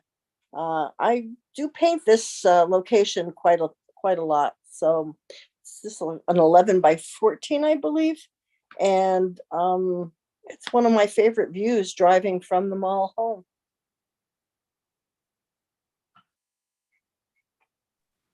It's beautiful. Thank you. And as I keep threatening, I mean, I've mentioned it to you before, I'm going to be doing an encaustic show at some point. Regina and I were hoping to get your attention and talk to you more about it, but we were so busy at the opening, and the opening was wonderful. Oh, good. Glad you we had a great time, and I thought that was a great turnout. So yeah, really nice turnout. Yeah, these long day, full day openings are working out well. There's never too many people in at once, and everybody gets to see the work. So thanks for coming, and we'll definitely be in touch, Pat. Thank you. Thank you. I've got two pieces by Barbara Spizzeri. Barbara lives here in Saugerties. This first piece is The Mill, which a lot of people will recognize, which is inspired by Saugerties. It is watercolor. And then the second piece is called Little Deep. This is watercolor and Sumi ink. This is 24 by 18. Very pleased to have, another piece by Margaret Still. Margaret is a wonderful artist here in Saugerties. I keep saying wonderful artist, but she is, and so is everyone that I work with. Margaret's got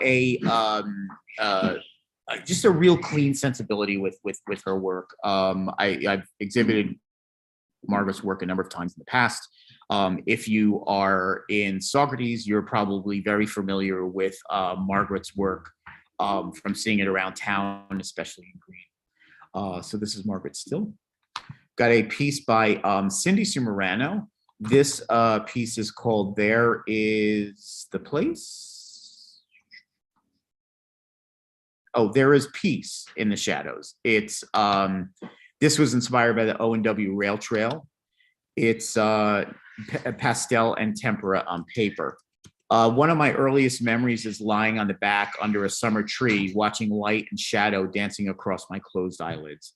I'm still fascinated by the play of light on surfaces.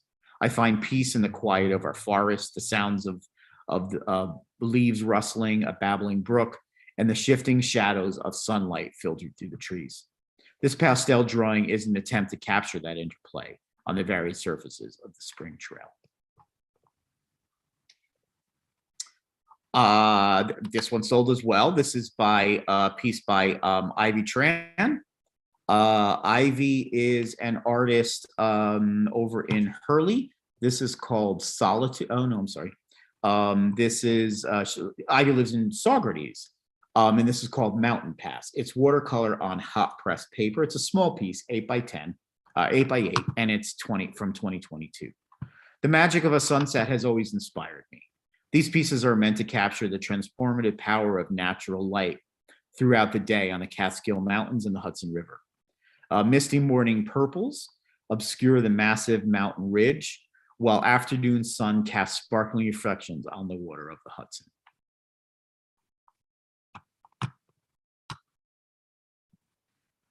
Next, we have a photograph, a beautiful photograph by J.D. Weiss. This is the Ashokan Reservoir, and it is a very different take and look at the Ashokan Reservoir. JD is a photographer in Woodstock, and JD uses a traditional 2.25 camera. She'll scan the images or the negatives into the computer and do a little bit of fudging here and there, post-production, but not all that much. She'll sometimes combine certain elements from different photographs to create a full picture, but it's always the scene that she sees at the time. She may move a cloud over a little bit. So this is called Reservoir Bridge. It's a medium format film. The second piece is called Fog on a Hill. And this is the hill up in Saugerties. This is 21 by 21. I've done a show of JD's in the past on Artsy, so you can have a look at JD does some really beautiful traditional landscapes, a lot of really fantastic, very crisp photography, and some stunning black and white work. Really pleased to have this little guy here. This is by Dale Woolfield. This is called Hudson River Sturgeon Vessel, or lidded vessel. It's stoneware. It's 13 by 8, brand new, 2022. I thought it was a really interesting take on the whole idea of the landscape. It isn't a Hudson Valley sturgeon or Hudson River sturgeon. So the brown stoneware lidded vessel with Yemen yellow eggobes. Eggobes? I don't know what that word is. It's a relief carved with graffito designs and a hand carved images. All right. And we've got another vessel. This is another Hudson River sturgeon. This is a different take on it by Dale Woolfield as well. All right. Big face. And now we're going to wrap it up with the last few. We've got 2 more pieces.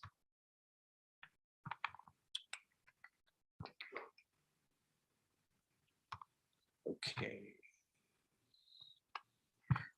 Jay Youngdahl, this is called August Forest Sunrise. Jay, are you here? I think you said you were going to join us, but I don't remember seeing you here. Oh, you are here. Great. Wonderful. I'm going to bring you up. So I just want to mention that I did a show for Jay and an artist named Leslie Bodsey last summer, where they both explored the whole idea of our relationship to gold.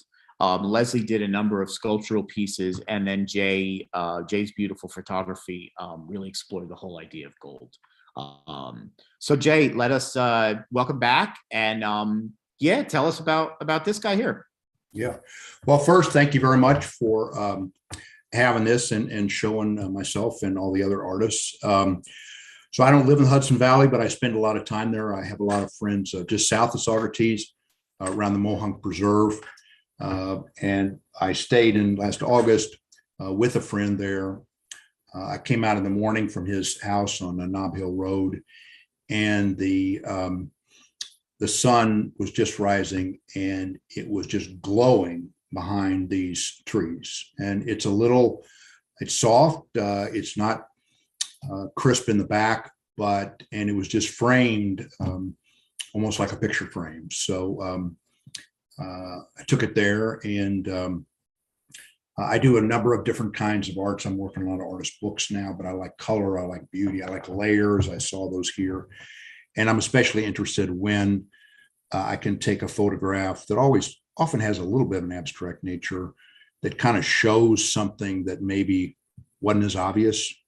And especially if we're able to slow down and look closely at it. And so that's what I tried to do here. So I think I really like the framing, like you said, that natural framing with the green is beautiful. Thank you. Really nice. What are you up to now, Jay? Are you are you in Florida, or are you? I am. I'm in Florida. I'm doing a series of artist books. They're booklets, really, both in conversation with different theoreticians that I'm interested in. And I'm also doing a set of worker training centers where students learn the ability to be an electrician or carpenter or that kind of thing. And then I just, we've got a nice show down here called Florida Sinestra, and it explores the kind of dual nature of Florida, which is a place of beauty and vacation, but also some more evilness, whether it's alligators or the present politics or what. And so I have a piece on that focused on one of the laws that was just passed in, which essentially tells teachers what they have to teach. But I compare it with photos I take in a bayou that's really close to my house. So well, it's right. Interesting that you mentioned that, because the next group show that I'm going to be doing, it's a virtual show, is protest art, art in response to different social causes or political causes. Although I don't know how much politics I'm going to bring in. So that sounds like it would fit perfectly. Yeah. Thanks, Jay. Thank you. Thank you very much. And hope to see you soon. All right. And then our final piece is by Joe Zepatello. This is called Kaaterskill Quietude. Joe is an artist in Saugerties, and this was taken in Hunter, New York. This is a scene from a turnoff to the trail to Devil's Kitchen on the back road to Hunter. Now, I saw a couple artists come in that weren't in earlier. I don't know if you wanted to, talk a minute about the work that we had already gone on that I had presented. Robin, do you want to come up and say something, or Nancy? I know you want to come up. Yeah. Okay. Well, I have Nancy DeFlon here who stopped in.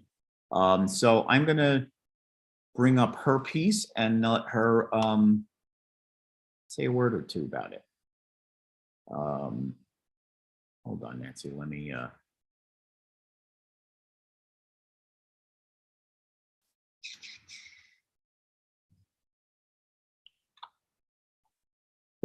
Technical difficulties, folks. Sorry. All right, here we go. Okay. Welcome, Nancy. Where? Here, I'll hold it. Okay. Where are you're over here, right? I'm over here. Over here. Oh, okay. Come on over. All right. So Nancy's going to talk about her Kaaterskill Falls piece. Yeah, I want to thank Robert for presenting it for me before. I was actually up in Catskill listening to a talk by coal expert Franklin Kelly about Thomas Cole. Oh. And it's a landscape art kind of thing. That, yeah, and what I was thinking is that everybody who has pictures here, really, whether you're a photographer, a painter, whatever kind of wonderful media you have, we are all descendants in a way of Thomas Cole and Asher Durand and all of these other people who are around then. It's just that tradition is continuing. I'm glad to be able to work in a comparatively new technology, which is photography, and get this as a different take on an iconic view. So Robert, thank you for having the show. Thank you for having me, and just thank you for having these shows all together. And I know I'm biased, but I think this is the best show you've ever had. Oh, thanks. This was a tough show to hang, so I appreciate it. Thank you. And good to see you. I'm glad you came in. All right, thanks, Nancy.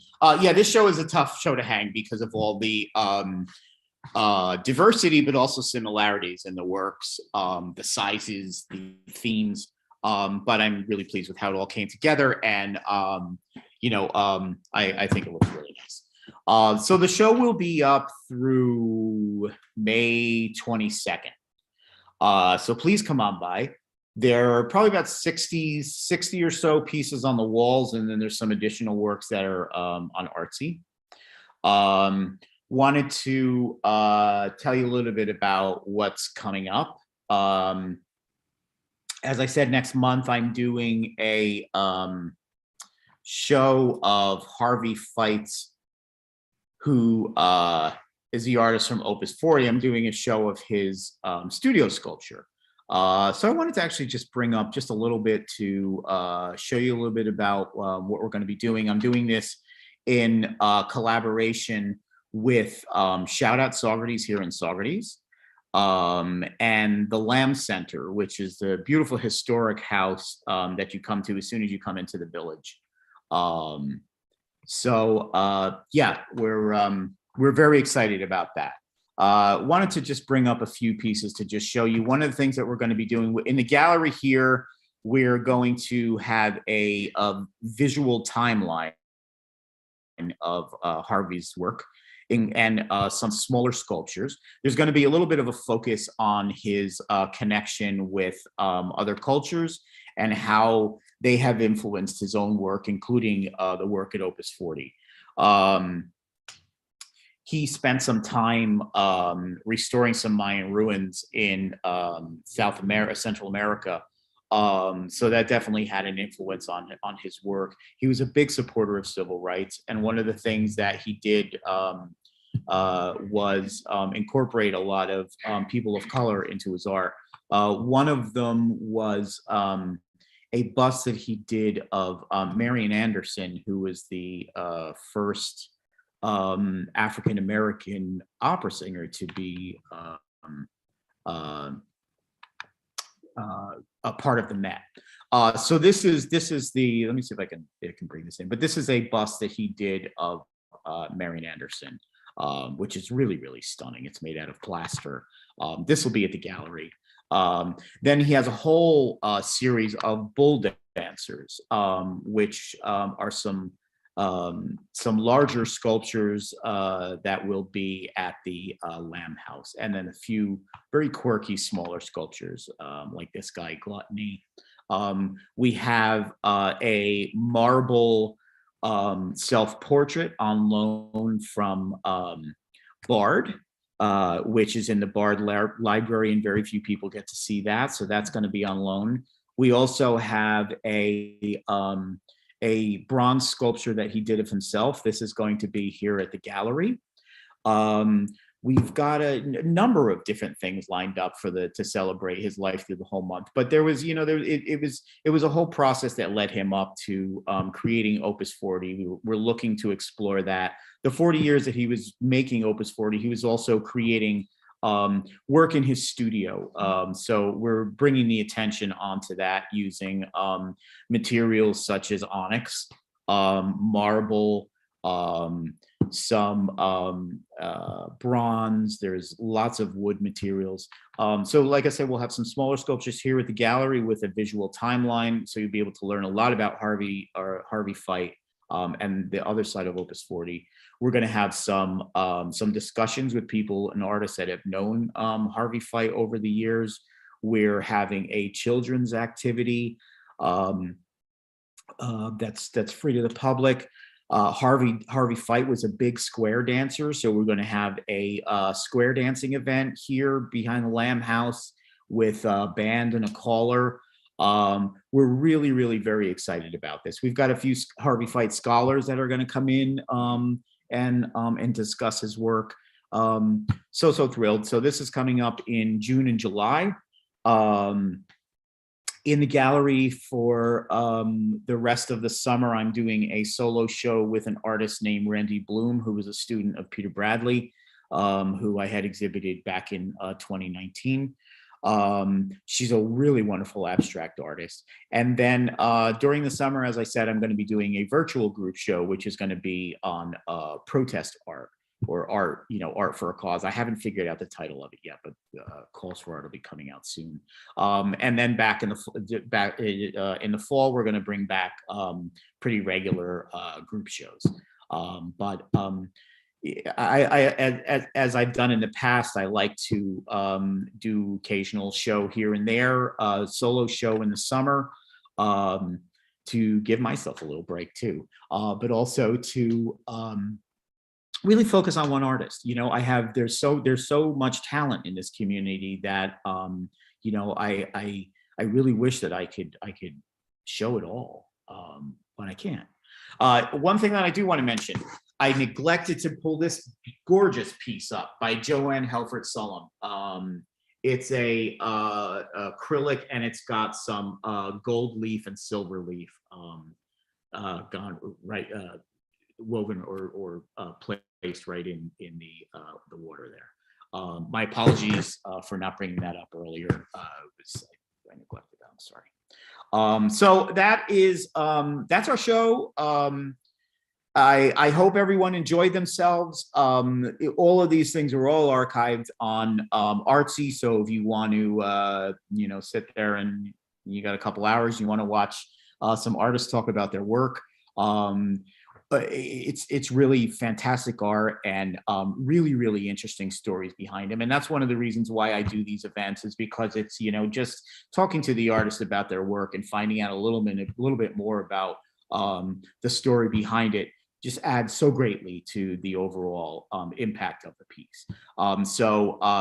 My thanks to everyone that joined me for this show, for all the previous shows. And come on in and check out this landscape show. It is a really, really good one. And like Nancy said, I mean, it probably is one of my favorites too, but I say that with every show. But I know that the Encaustic show is going to be my favorite. So again, thanks everybody for joining me. Let's do this again. Keep an eye on this YouTube page. Check out, I'm always very active on social media, so you can spend a little time with each individual piece. As I said, go to the Artsy site. And now I'm babbling. So, okay, I'll close off. Thank you again so much, everybody. Have a great week, and we'll see you next time. Thank you. Thank you, Robert. You got it. Thank you. Bye. Bye Bye-bye, now. everyone. Thank you. Nice meeting everyone. Yes, right? Right.